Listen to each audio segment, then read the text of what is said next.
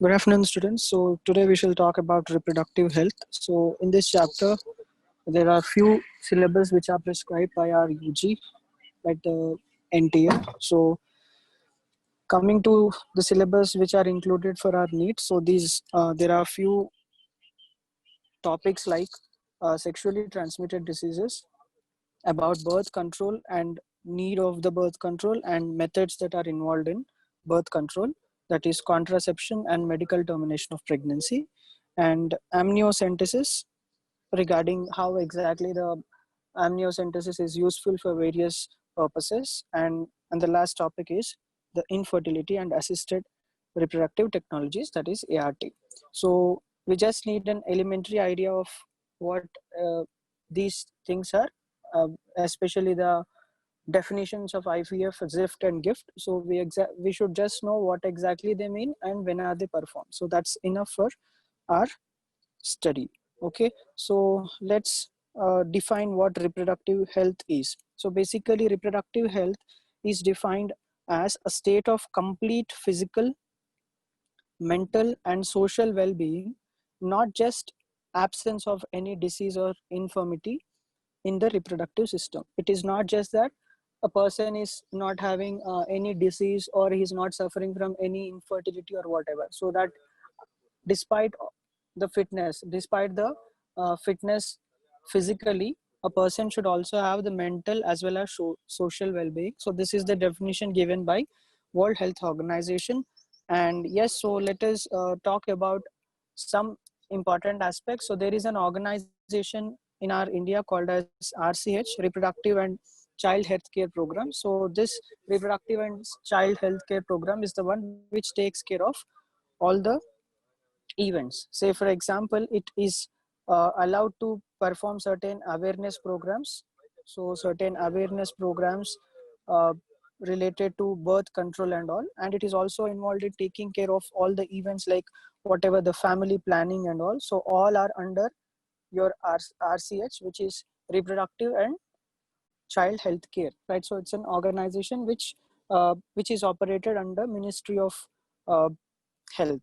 Okay, so moving on to the things or the important concepts in this chapter. So let us talk about the population explosion and birth control. So we should not mention about the India's growing population. So for every 100 people there will be uh, one person taking birth every day. So it's quite, it's a very higher growth rate, and it is almost close to 1.3 billion now. So which in few years may cross the China's population and become the most populated country in the world. So the reasons for a population explosion is basically several things. First of all, it is the reproductive age group. So Indians, the average or the median age group is around 28, so which is a growing population. So definitely the uh, population keeps on growing because most of the people are in the reproductively fit stage. And second thing, because of increase in the medical facilities and because in advancement in the uh, various fields of medicine, right? So whether it be treatment or whatever, or whether it be the technology in terms of uh, birth and all, so those things made the mater maternal mortality rate and infant mortality rate, right? The newborn deaths and the mother deaths, right? So whatever those deaths are there or the death rates are there, these have been drastically decreased. So because these things have decreased and the death rate, right? So the death rate also decreased, the birth rates are keeping on increasing. So all these factors have contributed, they have contributed for increase in the population, and with the expected statistics within few years the population may double, right? So that was the case is, so that's why. And it is understood in certain studies that most of the birth, whatever the births take place, it is because many people lack awareness about something called contraception, right? So what is contraception? Contraception is a technique or is a phenomenon in which you try to prevent pregnancy. So you're going to prevent pregnancy. So that is what contraception is, right? So what is, how exactly contraception is done? So there are various methods, so we are going to talk about those various methods here. So let us talk about the natural methods. So there are few natural methods like coitus interruptus. Coitus interruptus. So what is coitus interruptus? Coitus interruptus is interrupting the intercourse, right, and not allowing insemination to occur. Not allowing insemination to occur. So if the insemination does not occur, so obviously there is no chance of sperm meeting the egg, and that's how you can one can escape pregnancy, right? So that is one method which is called as coitus interruptus, where the male withdraws the penis from the vagina during the intercourse so that there is no insemination happening. All right, so there are other natural methods which include your periodic abstinence. So periodic abstinence is something otherwise called as calendar method. So I think you are well aware by this time about menstrual cycle. So during the menstrual cycle, there are certain phases like follicular phase and luteal phase, and we know that on 13th or 14th day there will be ovulation, and plus or minus 3 days if we make. So from the 10th to 17th day, if a couple do not involve in any coitus or any sexual intercourse, then there is no chance of pregnancy. Of course, this is a most unpredictable technique, right? So there are several chances of failure. And coming to another natural method, there is something called lactational amenorrhea, right? So lactational amenorrhea. So this lactational amenorrhea is nothing but, so the lactating mammals or the lactating mother. So if a mother is breastfeeding the baby, so this lactation process will actually operates in a negative feedback manner and will not allow the ovulation to occur, right? So this is the reason why uh, the lactating mothers, right, because of the levels of hormones like prolactin and oxytocin, which do cross talks with the other gonadotropins, so they will not allow the ovulation to occur, and that's how there is no menstrual cycle during the lactation period, right? So this may go up to maximum 6 months, and the natural methods, all the natural methods are devoid of side effects. That is, no side effects are seen. All right, so this is about natural methods. Coming to the barrier methods, in barrier methods we are going to prevent insemination. So how we are going to prevent insemination? What is insemination? The deposit of sperm in the vagina is called insemination. So we are going to prevent insemination with physical barriers with the help of certain things called condoms, right? So which are made of latex sheath, and they generally cover the male penis or the female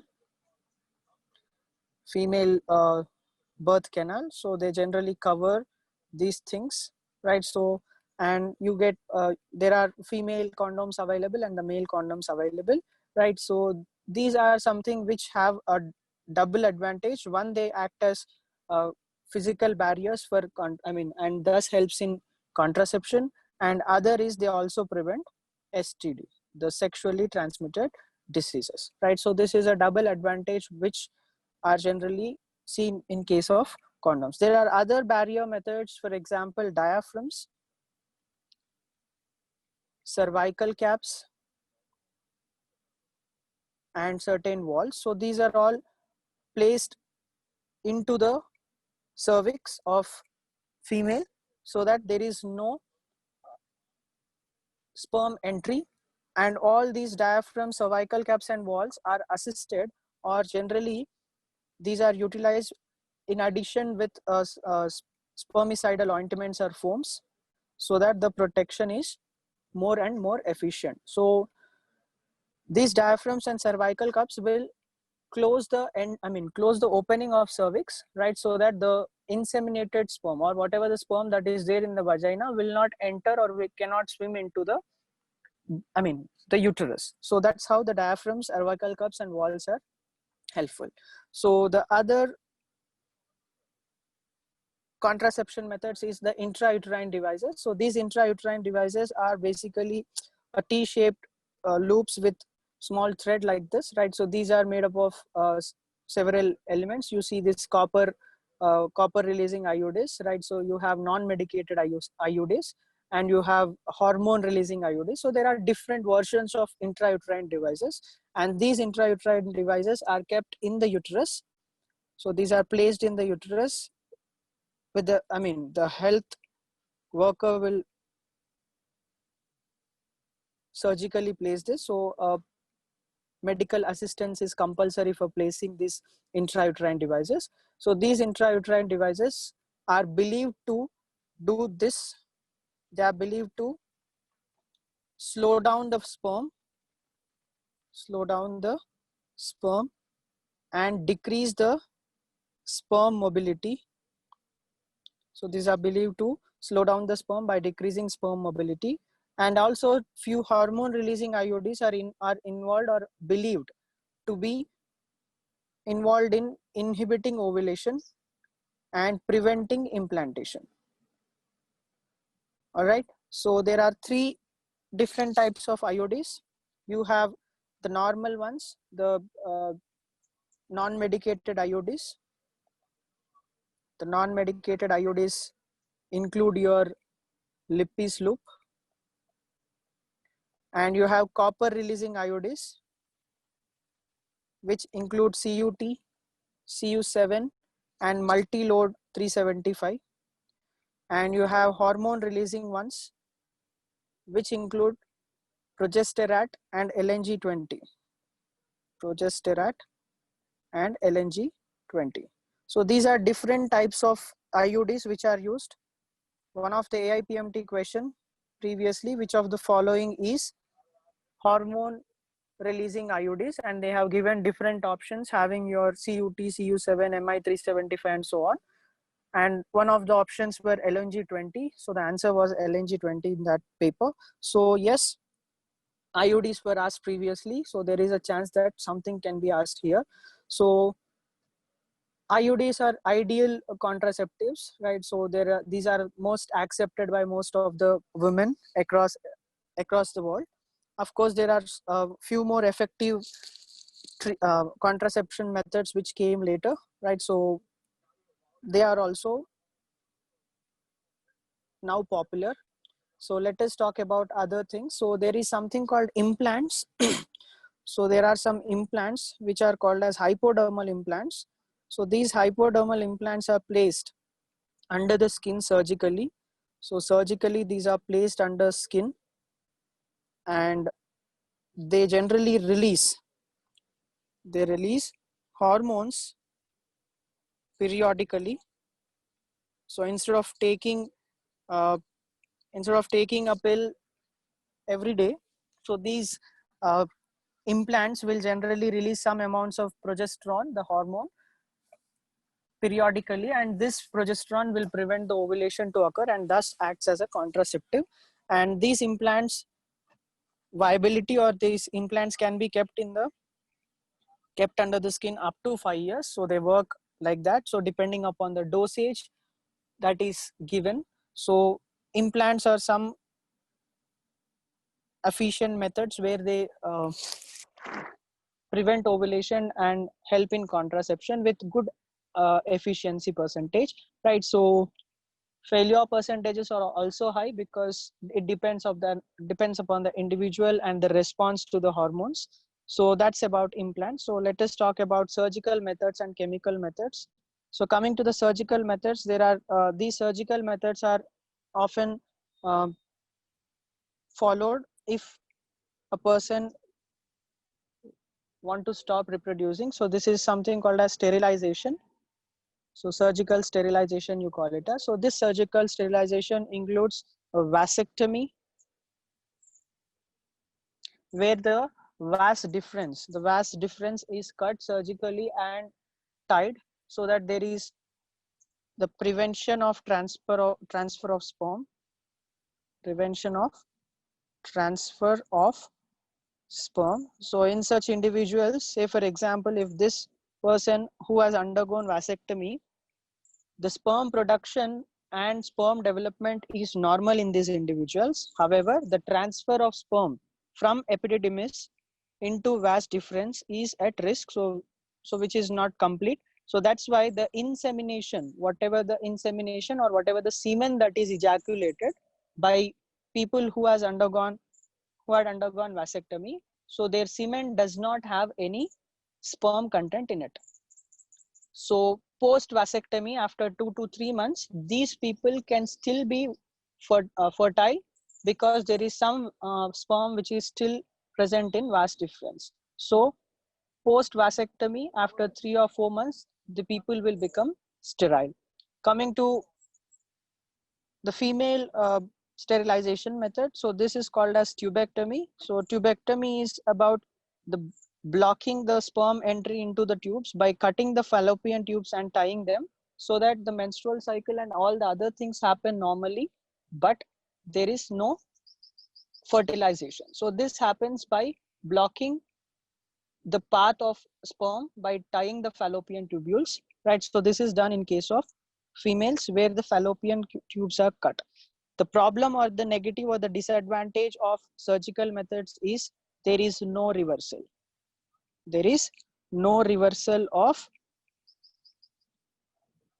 the operation. So which means once the person becomes sterile, they cannot be fertile again, right? So that's how the things work in case of surgical methods. So let us talk about this chemical methods. So the chemical methods include your pills, right? So the pills. So these pills are basically something which has hormones in it.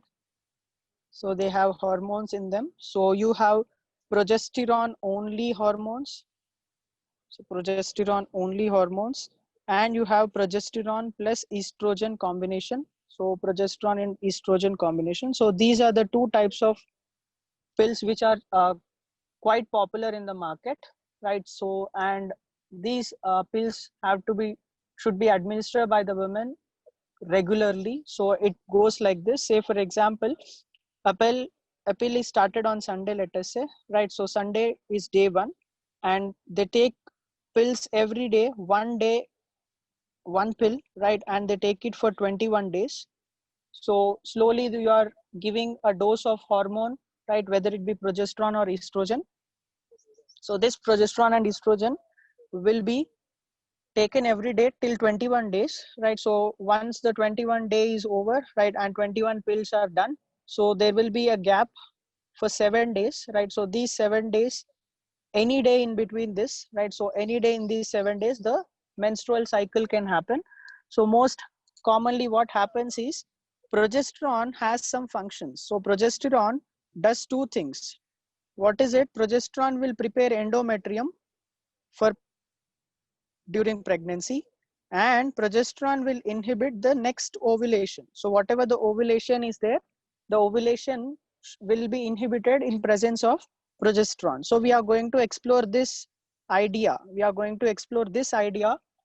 Right, where the progesterone acts as an ovulation inhibitor, whereas estrogen also has an effect on the gonadotropin levels, right? So these two things, so these progesterone and estrogen will behave in the luteal phase. So the behavior of progesterone and estrogen in the luteal phase of menstrual cycle are explored in utilizing them as contraceptive pills, right? So every time the female is administering little amounts of progesterone and estrogen in the form of pills, there is prevention of ovulation. So there is prevention of ovulation, and once during these 7 days, right, so if the fertilization does not take place, obviously the menstrual discharge will take place, and that's how they can escape pregnancy. So this is quite tedious and quite complicated thing. Of course it is easy in the form in terms of utilization of pills and all, but it has various side effects where the female experiences lot of mental stress, lot of physiological effects, right? Where amenorrhea, right, and dysmenorrhea. So all these are the side effects of chemical method. So which means amenorrhea refers to there will be no menstrual cycle, and dysmenorrhea refers to the improper menstrual cycles in such females who generally administer pills. So there are certain pills called once only pills. So once only pills are rich in progesterone. So these are rich in progesterone and they are taken right after the coitus. So right after coitus, as soon as soon as possible after the coitus has taken place. So that's why these are called as post coitus pills. So these post coitus pills are taken by women right after the intercourse has taken place, if the couple do not want any pregnancy to be established. So this is also there. So NDRI, National Drug Research Institute, sorry, CDRI, Lucknow, Central Drug Research Institute, right, has synthesized a artificial medicine, that is a non-steroidal medicine, right? So progesterone and estrogen are steroid hormones, but CDRI came up with a non-steroidal hormone called Saheli with least side effects, right? With least side effects, and this acts in two ways. That is, it acts as uh, estrogen, pro-estrogen and anti-estrogen. It acts as pro-estrogen and anti-estrogen, and thus it helps in preventing ovulation and implantation. This was 2018 NEET question, right? So they have asked what is the function of Saheli.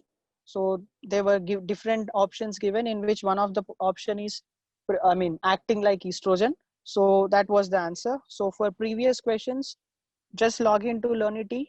You have some special videos on each chapter, which has exclusive previous previous NEET questions and other questions, where there is a discussion regarding what type of questions are asked and how we have to approach the chapter. So yeah, you can approach. You can go to Learnity and find out such videos on that. All right. So let us talk more about the other things. So the other subtopic under this topic, reproductive health, is medical termination of pregnancy. So what is medical termination of pregnancy? Medical termination of pregnancy is if a couple does not want their pregnancy, they don't want to bear child. So there is something called a medical termination of pregnancy, where the medical professional, a doctor, will deliberately take out the fetus, right, or kill the fetus, right, by certain medications, right. And this was not legal for several years in India, but in 1971 there was an act called the Medical Termination of Pregnancy Act, right. So it was given by our parliament, was passed in parliament, so which says the MTP can be performed, right. So in the first trimester, that is up to 12 weeks, it can be performed, right. Or it can also be performed under special conditions, where it can go up to 20 weeks, right. So it can go up to 20 weeks as well, right. Our NCRT gave about 24 weeks, that is they gave in the second trimester, right. So because these are something which can be done with the approval of single doctor, right. Single doctor is enough for the approval of abortion or medical termination of pregnancy or induced abortion in the first trimester. But if it is in the second trimester, obviously there must be two medical practitioners who must say yes for that, and this is operated under certain rules. So say for example, you can see the rules that are given. So the second thing, the B, right, if it can be done not exceeding 20 weeks, right, only under two conditions, that is the pregnancy would involve a risk to the life of the pregnant woman or of grave physical injury or mental health. So if suppose a mother is found to be having some mental uh, issues after the pregnancy reached second trimester, or there is some serious fatal issues to the risk to the life, then that 24-week or second week abortion can be allowed. And the other rule or the other clause of that is there is if there is a substantial risk for the child who is being born, right? So there are some diseases, there are some hereditary diseases which are found out during the pregnancy, right? So which can be found out by performing amniocentesis. So where they take the amniotic fluid, right? They will extract some amniotic fluid and they will perform the karyotyping. They perform karyotyping where they can see the chromosomes and they can count the chromosomes and the chromosomal abnormality, the chromosomal anomalies. The chromosomal anomalies can be found out by performing karyotyping and amniocentesis. But amniocentesis is performed only under specific conditions. Amniocentesis is not performed just like that. It is performed under several rules and restrictions because in India there is something called female feticide which is quite commonly performed. So that's why amniocentesis is not performed easily. So there are several other methods other than amniocentesis which are utilized in order to find out chromosomal abnormalities. Say for example, the nuclear free DNA test in mother's blood, right? So in mother's blood, there will be some amount of nuclear free DNA of the fetus. So they will try to isolate that DNA and perform next generation sequencing, right? So by that they can find out if there is any chromosomal abnormality, right? So these are some rules under Medical Termination of Pregnancy Act, right? So you can see the explanation 1 and explanation 2 are given, right? So two medical practitioners are must approve if it is performed in the second trimester, and one medical practitioner is enough if it is performed in the first trimester. Okay, fine. So let's talk about the other subtopic, the sexually transmitted diseases. So diseases or infections which are transmitted through sexual intercourse. Diseases or any infection which generally transmit through the sexual intercourse are collectively called as sexually transmitted diseases or venereal diseases, which are otherwise called as VDs, right? Or they are also called as reproductive tract infections, RTI, right? So these are the three different names: venereal diseases, reproductive tract infections, or sexually transmitted diseases, STDs simply. So there are different diseases which are given in your NCERT textbooks, right? So few are viral diseases and few are bacterial diseases and few are protozoan diseases. So this is a protozoan diseases, trichomoniasis, right? Whereas HBV, HIV, HPV, right? So these are something which are viral diseases, and the others are the bacterial diseases. So you can just take a screenshot of this, or you can just note it down. So this is quite common question in AIMS and AIPMT, where they ask match the following. So this was asked couple of times, match the following they have asked, and they have given the causative agent on one side and the disease on the other side, right? So you can just remember the names of the causative agents, that's enough, right? And there are few things which are to be understood in sexually transmitted diseases. So basically these sexually transmitted diseases are generally, there is an age group between 15 to 24 who are more prone to this type of diseases, and in most of the cases the symptoms are not seen in an early stages. So the symptoms are observed in really late stages, and that's why they always say the prevention is better than cure. So prevention is better than cure is quite true for sexually transmitted diseases, and there are few rules which are to be followed in order to avoid or in order to prevent the sexually transmitted diseases, which includes avoiding sex with multiple partners,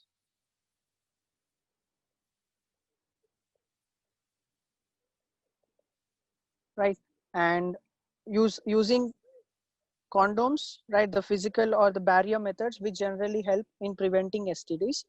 And of course, the informing or taking help of the medical representative or informing doctors if there is any abnormality in the reproductive tract or any symptoms which cannot be found, right? So these are few things which are to be kept in mind in order to prevent the sexually transmitted disease. So this is about sexually transmitted diseases, the STDs. Infertility can be defined as the inability of a couple to produce children, right, to produce offsprings even after having unprotected coitus for 1 year continuously, right? So for 1 year, if a couple is performing or undergoing some type of intercourse, right, where they did not use any physical methods or any other things, right, and still they cannot produce offsprings, then that couple can be called as infertile couple. So there are 35% cases where the males are infertile completely, and there are 35% cases where the females are infertile completely, or females are the only reason, or males are only reason, and rest of the percentage, right, so there is chance where both of them are contributing for the infertility. And infertility can be because of several things. Say for example, it can be because of low sperm count in case of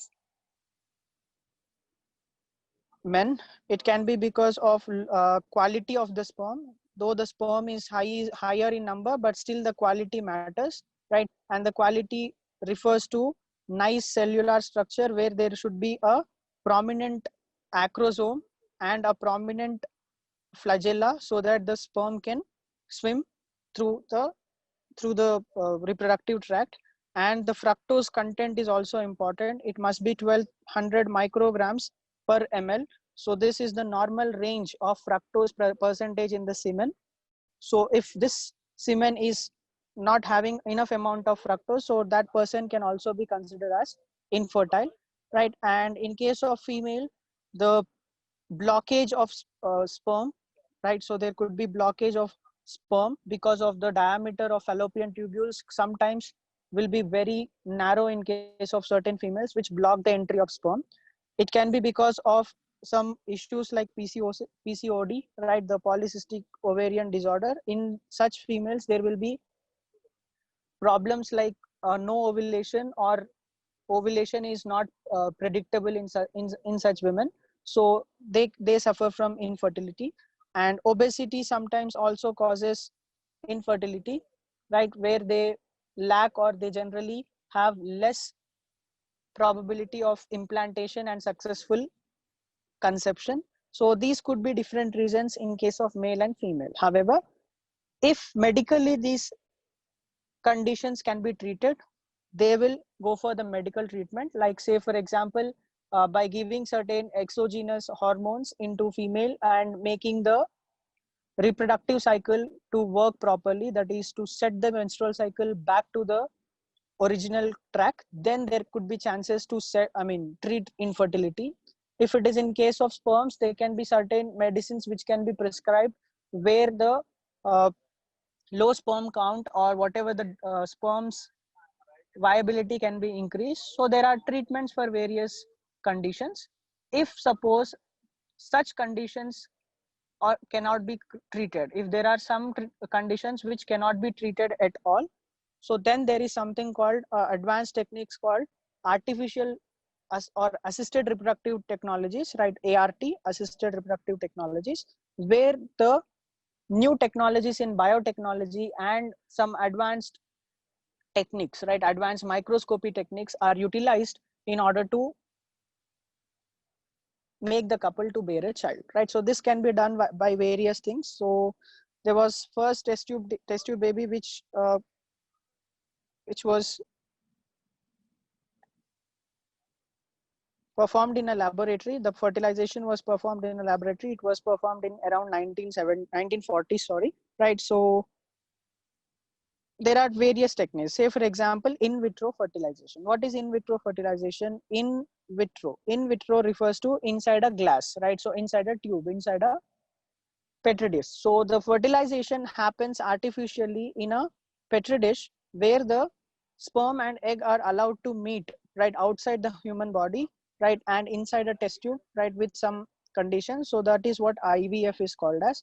So IVF lead to formation of zygote, and this zygote is kept in a culture medium for couple of days, and it is allowed to grow, right?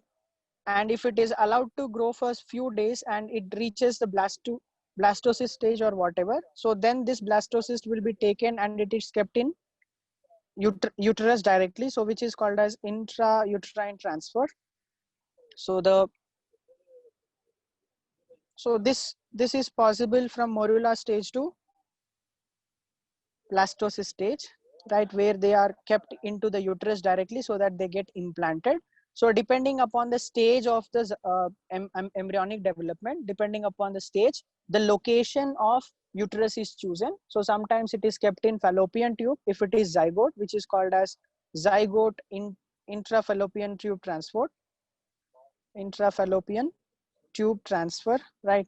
So that is called ZIFT. So these are different, these are done in cases where the fertilization is not possible in the couple and the fertilization is done in laboratory and the zygote is kept in fallopian tubule, or it can be kept in uterine cavity. So this is called as in vitro, I mean the test tube baby, the famous test tube baby program. So this is how it is done by using some techniques. So there are some other techniques which are utilized under various occasions. Say for example, gamete intrafallopian transfer. So in certain people where the sperm count is less or the person's sperm is not able to reach the fallopian tubes, then the sperm will be collected from either from the donor or from the husband of the women, right? So these gametes are kept directly into the, so that can be done. Or sometimes there will be ovum which is collected, right, collected from the donor, right? So when the female lack ovum, so say for example ovum is not present in a female or ovulation is not successful in a female, so then the ovum is collected from donor, ovum is collected from donor, right? So it is collected from donor and it is kept into the fallopian tubule, which is called as gamete intrafallopian tube transfer. If you do this for male, right, so if you perform this for male, then it is called as artificial insemination, right? So artificial insemination is when you collect the male gametes and put it into the female reproductive tract, then you call it as artificial insemination. Any technique other than normal coitus, right, is called artificial insemination if the sperm is put artificially, right? So this is possible when there is low count of sperm. So when there is low count of sperm in individuals, so they will ask the male, right, to collect the sperm after, I mean, by performing couple of masturbation, and they will collect the semen and store it. And once the semen is stored, they will wash the sperms and then inject it with a device into the uterus directly or into the female reproductive tract directly, which is called as artificial insemination, right? Or sometimes if the viability of the sperm is not so great, then instead of introducing into vagina, right, they will introduce directly into uterus, which is called as intrauterine insemination, intrauterus insemination. So these are the various gamete transfer techniques. Gift is ovum, artificial insemination is inseminating into female reproductive tract by artificial means, and IUI into directly into the uterus. So these can be performed in case of uh, gamete issues. So whatever the gamete issues are there, these are rectified by this thing. And there are certain cases where the sperms are viable, right, but there is a problem with fertilization over only, right? So they cannot break the zona pellucida and enter into the ovum, right? So that is seen, right? So the fertilization errors, all the fertilization errors like uh, acrosomal reaction and whatever, so whichever is leading to no fertilization, right? So then such events are corrected by a special technique called ICSI, which is called as intracytoplasmic sperm injection, right? So this is a special procedure, right, to form embryos in a laboratory, right, just by taking a ovum and injecting the sperm nucleus, directly into the female gamete. So this is done for people where the fertilization is not functional, right? Where the fertilization is not at all been successful. This could be because of the inability of the female reproductive tract, right, or inability of the sperm. So any case, it can be corrected by ICSI, where it is directly injected. The nucleus of the sperm is directly injected with a help of micro injection directly into the ovum. So these are some artificial reproductive technologies which are quite famous, and they generally help the couple to bear childs. All right, so this is all about reproductive health chapter, right? So that's all. So if you have any doubts, please ask me. Otherwise, we shall go to the next chapter.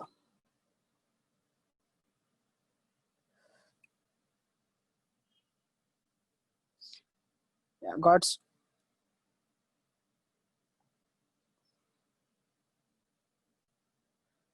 got few doubts. What is the viability of IUDs? IUDs can be placed before coitus, and it can be from weeks to months.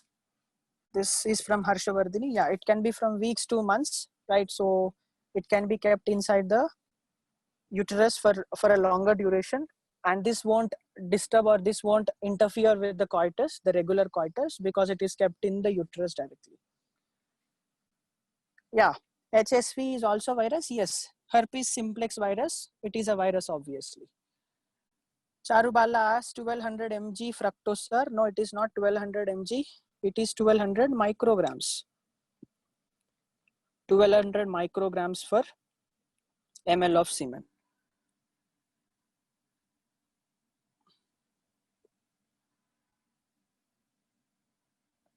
Does amniocentesis cause ill to maternal or baby? Yeah, amniocentesis is done by professionals, right? So there are risks of miscarriage if amniocentesis, while collection of amniotic fluid, right, if it is not performed properly, then there is a risk of miscarriage. Yes, there is some amount of risk, which may be risk for the baby as well as the mother.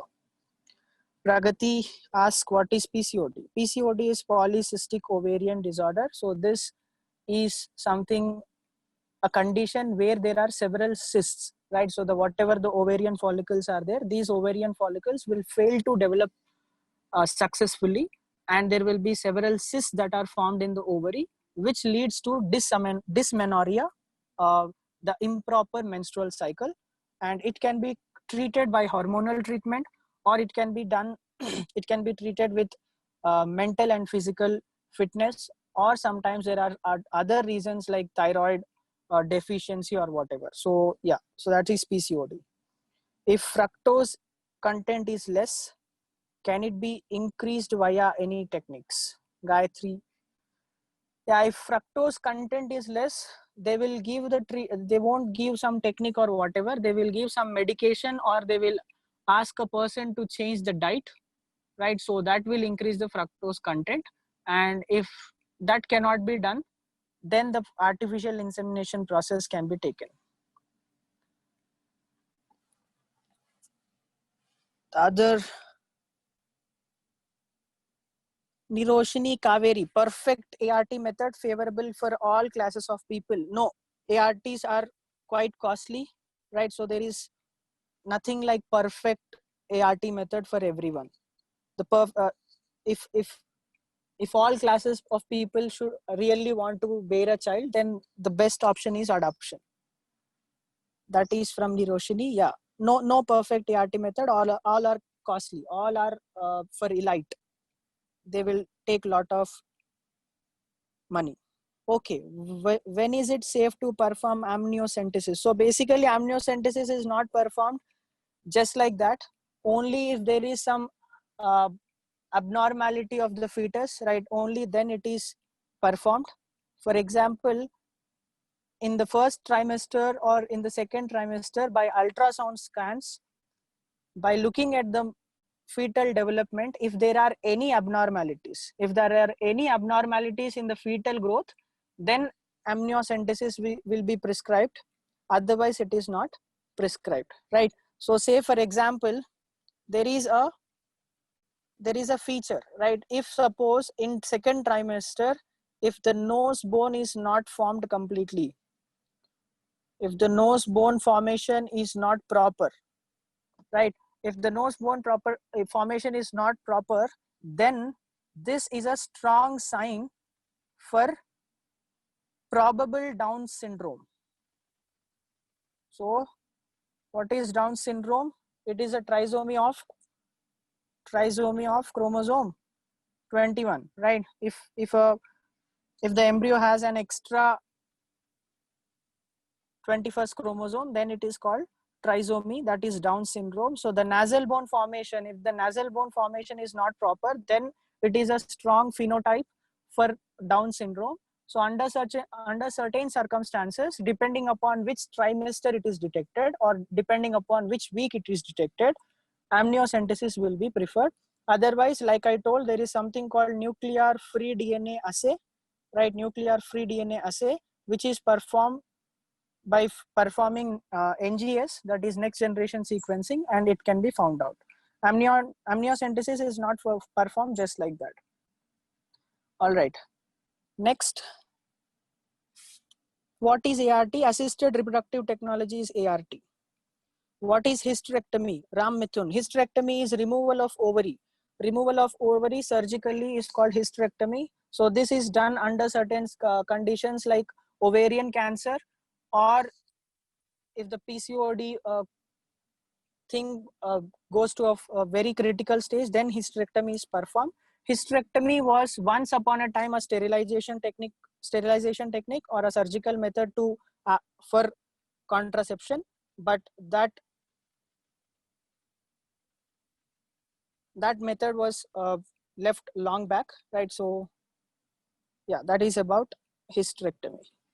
How can ovum can pass if tubectomy is made?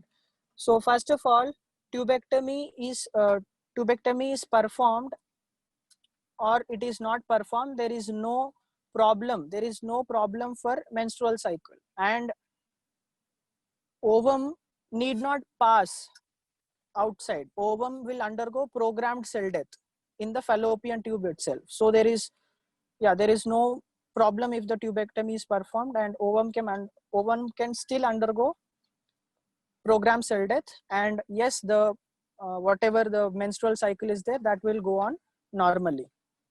Disadvantages and disadvantages of vasectomy and tubectomy, I told you there is no disadvantage except that there is no reversal. People can perform coitus like normally, and the semen does not have any sperm content, and tubectomy is performed. Ovulation will occur normally, but there is no chance of sperm meeting the egg, so they do not have any other effects other than reversibility. Are there any serious side effects of hysterectomy? Absolutely. Hysterectomy, if you are removing ovaries, right? So you can find out there will be lot of imbalance in the hormone. So obviously there will be lot of conditions. So these conditions or these side effects will be much similar to the menopausal symptoms. Why copper IUDs are considered better than other IUDs? So basically, the exact mechanism of intrauterine devices is still a mystery to several scientists, right? But it is just believed that the copper ions will slow down the sperm by inhibiting their mobility, right? By inhibiting the flagellar motion, and that's why CUDs, right, or copper uterine devices are something which are better.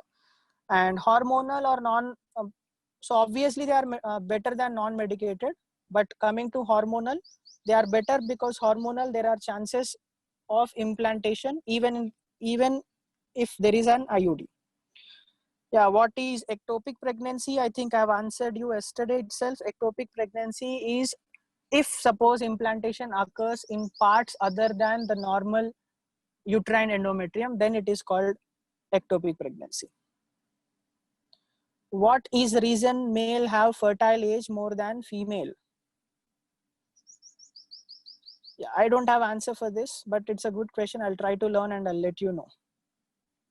Does menstrual flow occurs even after removal of ovary? No. If ovary is removed, there is no menstrual cycle. So hysterectomy, post hysterectomy, it is just menopause. Can semen produce without containing sperm in it? Yeah, that's what I told Kanan S. Yeah, semen can be without sperm if vasectomy is performed. Charubala asks, what is implants? Implants are some devices, right? These are some metal, some small devices which have hormones or drugs in it, which are kept under the skin. Capacitation. Capacitation is an event that takes place in the female reproductive tract. Capacitation is a developmental change of the sperm in which the sperm motility will become vigorous, right? So this phenomenon of gaining the capacity to swim and gaining the vigorous motility is called capacitation. What is the cause of PCOD? Ramani Senthil.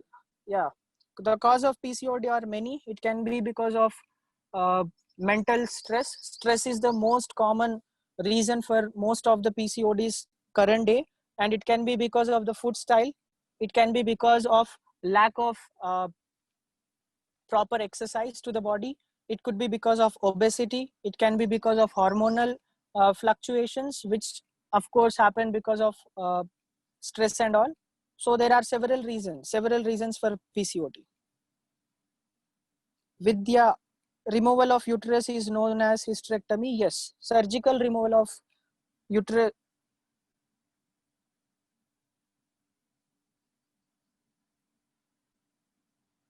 Is there any chance in misusing the IUDs and other contraceptive devices? What do you mean by misusing?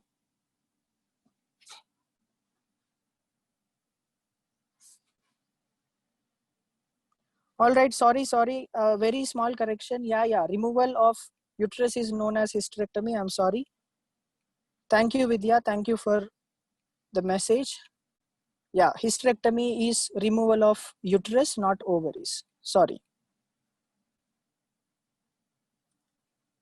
First movement of fetus occurs in which month, sir? Gokulavanan, you will study when you become a doctor. Don't worry. This is not developmental biology. This is reproductive biology. Yeah, any other question? Yeah, one correction. I'm sorry about that hysterectomy thing. Hysterectomy is removal of uterus. A small correction, please make it. It is uterus. But rest all things are same. If uterus is removed, there is no menstrual cycle.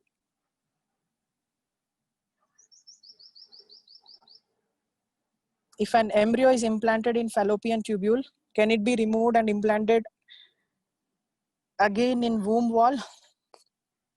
Mostly no. Most of the ectopic pregnancies will be a failure. It will lead to miscarriage and will lead to abortion, natural abortion.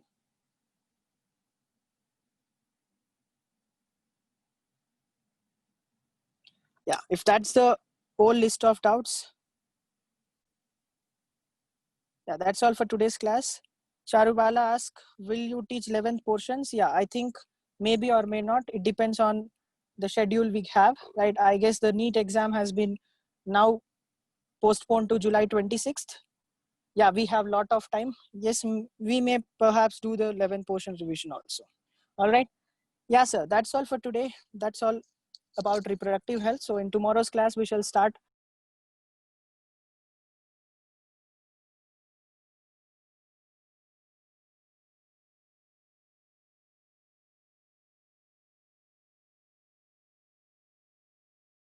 genetics. Okay. Thank you.